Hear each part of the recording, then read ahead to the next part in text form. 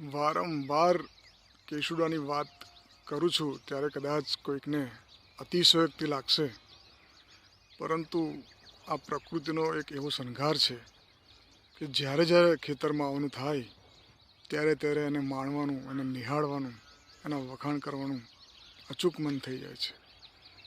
હવે આ સોળે કળાએ ખીલી ગયો છે.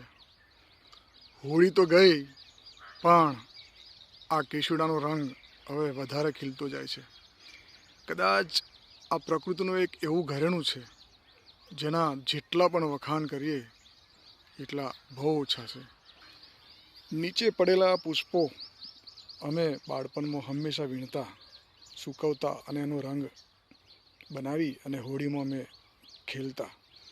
એ બાળપણના સંસ્મરણો આજે આ વૃક્ષને જોયા પછી ખૂબ જ યાદ આવે છે.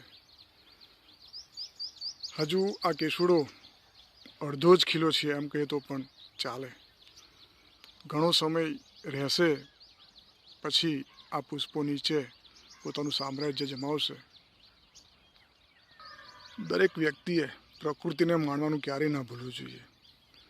જ્યારે જ્યારે સમય મળે પ્રકૃતિના ખોળામાં થોડો સમય વિતાવવો, પ્રકૃતિને માનવી, આજુબાજુના પક્ષીઓનો કલરવ, એકદમ નીરવ શાંતિનો અહેસાસ કરવો.